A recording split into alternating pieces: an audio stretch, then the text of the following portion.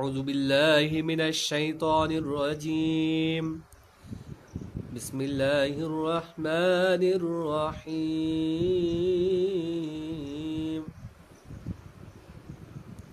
لإيلاف قريش লাম জের লি হামজা ইয়াজের ই লাম খাড়া জাবাল্লা ফাজের ফি লাম জের লি হামজা ইয়াজের ই একালি পরিমাণ টেনে পড়তে হবে, কেননা ইয়া সাকিন তার পূর্ববর্ণ জের।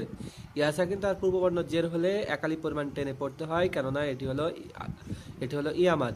লাম খাড়া জাবাল্লা এখানেও একালি পরিমাণ টেনে পড়তে হবে, কেননা লাম আলিফটি আলিফ মাদ্দার সমতুল্য ফাজের ফি। তাহলে লাম জের লি হামজা ইয়াজের ই লাম খাড়া জাবাল্লা ফাজের ফি লি ই লাফি কফ পেশ কু র জাবার র কুর। এখানে ইয়া রয়েছে, ইয়াকে মিলিয়ে পড়তে হবে কফ পেশ কু রয় আজবার রয় কুরয় শিন যে শি কুরয় শিন। আমরা এখানে যেহেতু থামবো তাই শিনের উপরে অফ করার কারণে শিন দুজা বা দুজের দুপেশ যদি থাকে শেষ বর্ণে তাহলে সেটাকে আমরা সুকুন করে নিই, তাই এখানে সুকুন করে নেব কুরইশ। এখানে আরও একটি বিষয় লক্ষণীয় যে কফ পেশ কু র ইয়াস ইয়া এবং শিন পরপর দুটো বর্ণই সুকুন হয়ে যাবে কুরইশ, তো সুকুন হয়ে যাবে। তাই এখানে কি হবে না, তো শিন যেটা রয়েছে শিনের আগের বর্ণ আমরা দেখছি ইয়া এবং তার পূর্ব বর্ণ ইয়া সাকিন এবং তার পূর্ব বর্ণ রয়েছে র জাবার র। তো এই যদি ইয়া সাকিন বা অ সাকিন এবং তার পূর্ব বর্ণ যদি জাবার থাকে তাহলে সেটাকে লিন বলা হয়।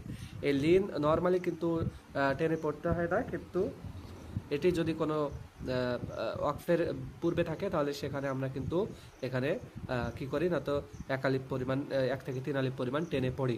তাই এখানে 1 থেকে 3 আলিফ পরিমাণ অর্থাৎ এই মাদ্দের লিন ইয়াকে 3 আলিফ পরিমাণ 1 থেকে 3 আলিফ পরিমাণ টেনে পড়া যেতে পারে। তাহলে কি হলো লিইলাফি কুরাইশ। শিনের উচ্চারণ ঠিক করে আমাদেরকে আনতে হবে এবং কফের উচ্চারণ ঠিক করে আনতে হবে। কুরাইশ ক ক এটা এমনি সাধারণ কাপ নয়, ক ক কুরাইশ।